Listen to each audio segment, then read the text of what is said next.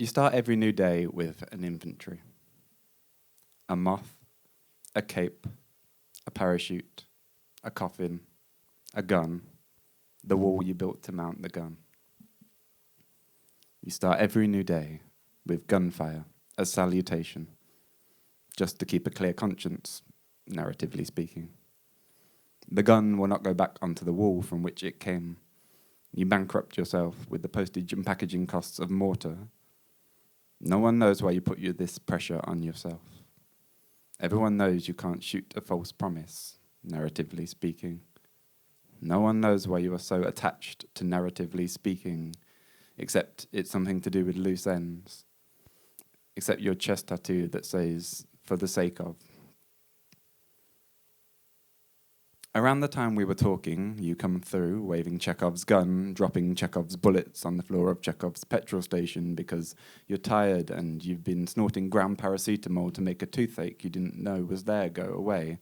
And this of all Tuesdays, it's going to be different because you're less dead than you will be this time next week, and twice as dead as you will be the week after that. The superhero on duty looks at you out of deep panda eyes and says, "We both know it doesn't work that way. But just because you can agree on that doesn't mean you're any more likely to know the way it actually does work, if at all, and so you keep your mouth quiet when Chekhov's police come bursting in the door past the Rolos and start to open Chekhov's fire.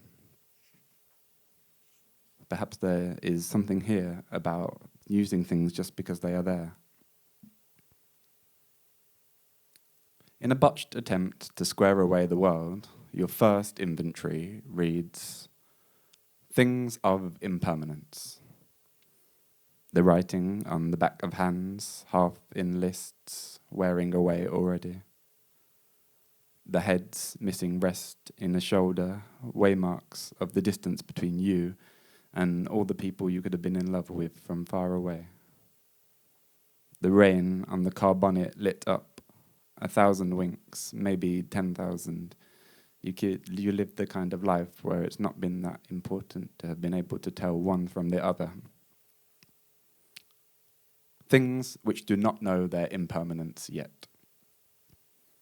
The woods from which society is built, nor the home they find in the ruined hinter buildings of authority, nor dreams squared into plastic boxes and left a Tupperware out, nor the first moths of summer to crash into your window.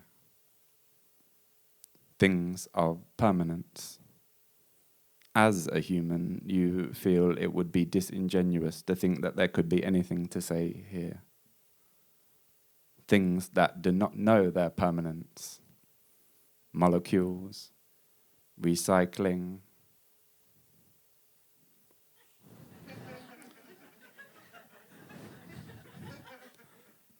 In this night you are making, your babies are rectangles in haste, drawn in haste, so hasty that their hands cannot keep up with their thoughts.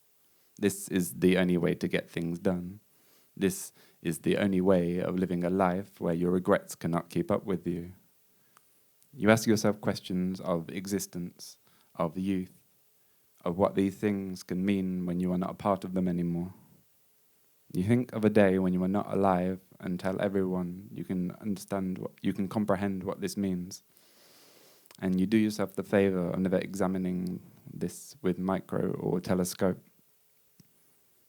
You set store by stars and palms and entrails, and this too is a form of knowing and not knowing, of knowing and unknowing, of control and things you could not wish to control.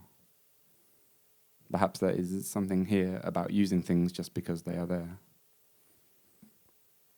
We swallow things, then swallow the thing. We swallow things, then swallow the fingers down throat that follow, just for good measure. When you use the gun, a sense of inevitability is to be expected. The meditation on cassette tape tells you in a voice drooping from over playback.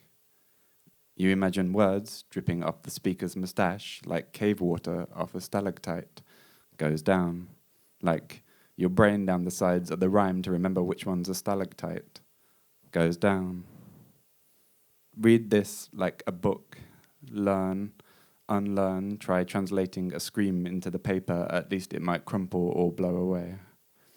Whatever it is, worry it like a wisdom tooth with your grandma's pliers you took for an inheritance. Your grandma always had a look of Chekhov about her. You are stinging with tired, eyes are gone somewhere, your ears. Because a shroud and a cape are interchangeable, it is suggested you choose a colour that can work for both. For this reason, Chekhov blue came to prominence. Those remembering wombs thought that if that beforeness had a colour, it might be Chekhov blue. The things that were Chekhov blue to him were things he couldn't remember if he was seeing or feeling. Chekhov blue sounded like someone bringing their wheelie bin down the street at night. Sounded like the inch before a neighbour's closed eyelid. Chekhov blue in the relief of someone else's toilet flushing at the third attempt. Chekhov blue of the rabbit with its foot still intact. Chekhov blue and cold played across his lips like a harmonica. Chekhov blue, the colour of bed sheets. Chekhov blue, the taste of pub crisps. Chekhov blue, moving up between knotted shoulders. Chekhov blue, warm as the sun you are wearing your skin with. Chekhov blue, in signatures you don't recognize as your own. Chekhov blue, for what it's worth. It's not worth this. You can make a tongue form from any crowd of people if you don't worry what that tongue will say. You can tongue proverbs till the cows come home. Milk, idioms for all they are worth more than this. Once you believe in Chekhov, your tongue will come back in the shape of a prayer which by all the strains of logic you ought to have forgotten by now. Here, inevitability will start to undo itself like a clairvoyant who knows he's faking but can't get anyone else to see it.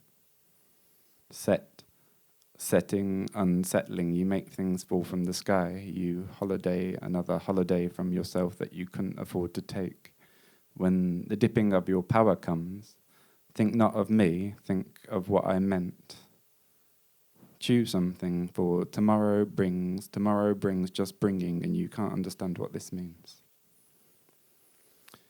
Yet, what makes narrative tension a kind of joke is once the gun's on the wall, we already know why it's to come off the wall.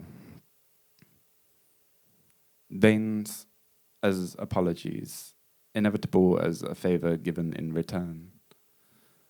Veins laid out across an arm like planes around a terminal, like something squaring up to be terminal, like terms end, like a summer braced to start against a school gate, like a summer wearing itself out in the first week, like a child wearing out its first lifetime, the first of all possible lifetimes when you're committed to have fucked up and can't put down until you've put right.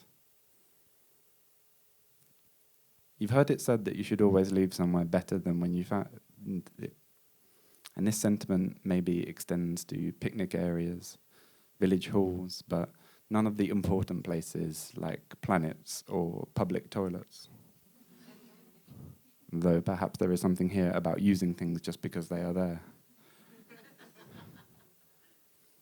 Because a saint and a superhero are functionally interchangeable, it was suggested epithets might be used in much the same way for both. For this reason, Google sagged under the weight of searches for something novel. The astonishing, taken. The evangelist, taken.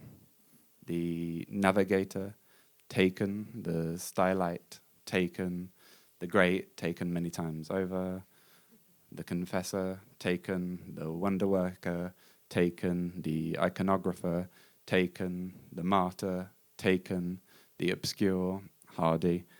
The redeemer, Rio. The fool, too similar to Fool for Christ. The fortunate, the reticent, the ambitious, the vengeful, the halfway, the singular, the unrequited, the apologist, the pasteurized, the trialed, the discarded, the lamented, the barefoot, the toothless, the naked, the tacit, the almost, the coward, the sure-footed, the clean-handed, the crouched, the unstuck, the parabolic, the innocent, the naive, the innocent, the inexistent. You start each memorial service with an inventory of things that are inevitable. The inventory resembles a prop list of whatever act has just come before, and so you begin to sound like you are speaking for the sake of speaking. Perhaps there is something here about prayers. The parabolic, the innocent, the naive, the innocent, the inexistence, another piece of the moth-eaten, the defrocked, wisdom intent on the fallen, the sealed, the locked, the unloaded, the half-cocked, losing teeth, the knowing, the not knowing, the knowing, the unknowing, name supposed to be the mist, the carrier, the carrion, biodegradable as the styrofoam, the plastic, the full, the national anthem of a weekend, the barbarian, the citizen, the useful, the clicking, stuck to them the groaning, the drowning, as a shroud imperishable, the waning in all the places, the innocent, the inexistent, they could not stop existing, the indestructible. The indestructible. And so we were left with the corpse of a superhero and no instructions. We thought that the burying of him might set the world off its axis. He never burned when he was alive, so why would he burn now? The undertakers wouldn't take him, and he'd been in the front room so long, and to all our eyes there wasn't any sign of decay yet. Under the breath of thoughts, we asked what was the danger of the radioactivity leaking out.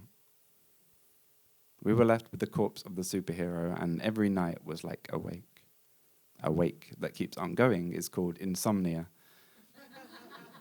we offered as a hamstrung joke. Every night we'd talk about his lack of relatability and how this corpse was so heavy, and we'd take turns trying to lift it. On the subject of fallen things. Moths drop from the ceiling, and that this no longer says plague to you, you take to be another part of your religious brain come off in your hands. Clay breaks the clay. So find a stone tomb in which to seal it. Say the prayer that no one remembers at its entrance. Each tongue a mass extinction, then look to Lazarus, patron saint of walking into the wrong light. The moths flock to him, but he offers only something prosaic by way of explanation. He has been on the wrong side of a miracle too. The article of faith, subject to a life, sat in the pub with no one believing him. When eventually he showed them the newspaper clippings, rumors of cannibalism followed him everywhere. And so perhaps there is something here about doing for the sake of doing. Thank you very much for having me.